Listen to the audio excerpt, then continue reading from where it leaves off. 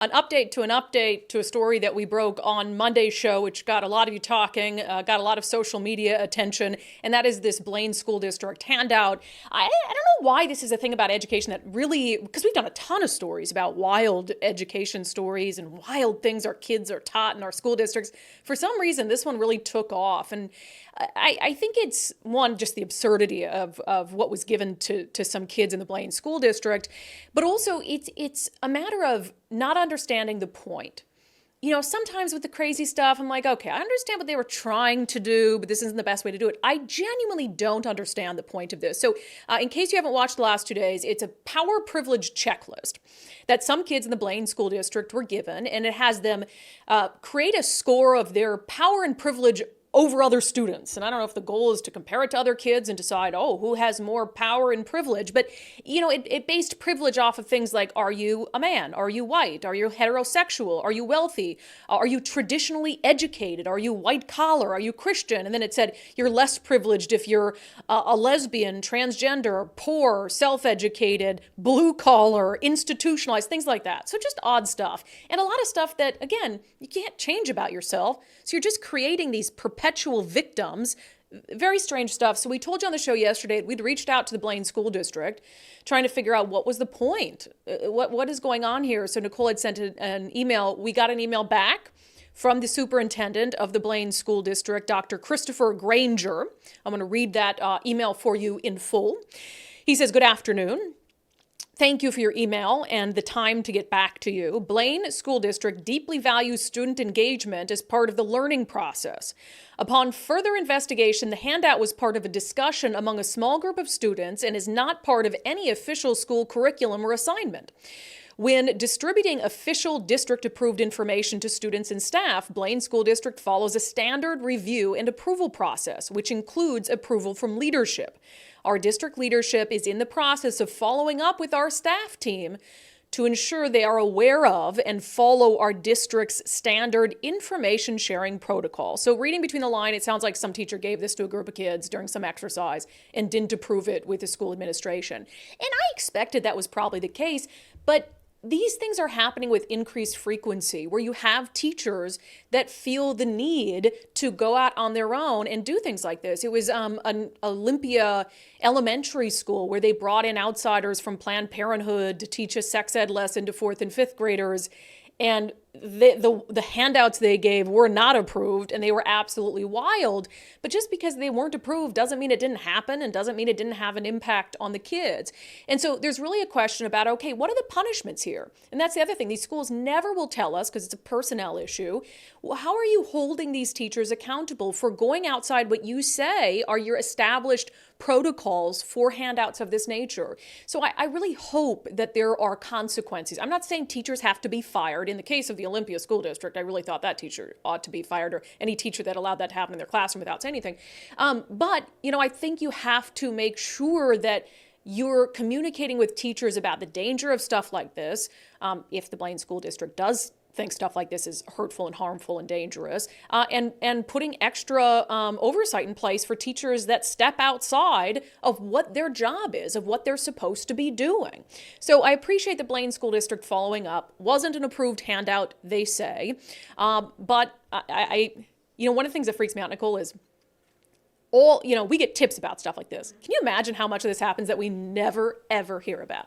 I bet we hear about one fraction of 1%. Yeah, and I will say that I don't think that this teacher probably had a terrible intention, and I think that possibly, but even the people defending it, I've seen lots of social media discussion about this worksheet, and the people that defend it, I don't think are have realized what it could do, or the position it puts kids in. They're like, oh, well, that's good to let them know that, you know, moving forward, they have this over this. And but what we're trying to point out is the detriment it creates, right? Like what it does to kids psychologically and what it actually does. I think that there's an intent and there's an actual, right? And I think that is, I hope us bringing attention to it is not just to rile people up and have them go to their corners, but to discuss it and have people say, okay, well, how can we make a lesson like this better? How can we teach kids whatever? Or maybe parents should do it. Yeah, well, are you turning around as a teacher and telling the kids who have a low power privilege score, hey, that doesn't mean that you can't succeed in life. That doesn't mean you can't, do great things. Are you on the back end, making sure that they're not like feeling like, oh, my power privilege score is the end all be all for whether I can succeed. Right. So that is part of the nuance that we do want to bring to these conversations. We don't want to just one off like crazy school districts. And that's why with Olympia, we've been following themes and threads to try to wake people up to what's going on. But I would also say, I think this misses the point that you can struggle in this country and in this world regardless of whether you're a white heterosexual man. I mean, to suggest that if you're a white dude who's straight, that you can't have some real struggles on this earth is so ignorant, I really think, of the reality for a lot of people. And so this is placing people into these boxes that they might not even belong in. Based on physical characteristics, based on genetic characteristics they can't control. All of these are things they can't control. So you're saying, hey, this is like you rank very low in power, so like you can never overcome that, or this is how far you have to come in order to overcome it based on some weird little score you're having them give. It's just silly. And I don't think the people that defend it recognize or listen to what people are disputing it with, right? Yeah. So everybody that I saw talk about it is just like, I don't see the problem. I don't see the problem. Okay, listen to what we're saying is the problem. Yeah, it's not as if, and I kind of mentioned this yesterday, and this is a bigger societal issue, but it's not as if you don't have some privilege if you grew up wealthy and, you had, absolutely, you live in North America is one of the things. Of course, that puts you on a different playing field than a lot of people on this planet. Yes. It's not to say that you can't recognize it. Is this the best method to get someone to recognize and acknowledge that, hey, I started off life with a lot of advantages, and how can I use those advantages to their best? How can I lift people up along the way? This is not that. And I think that's what those people miss is like, they're like, oh, why is it wrong for kids to know if they, have it better? It's not. Doing it in this way where you're ranking kids based on a score of their privilege is what's wrong.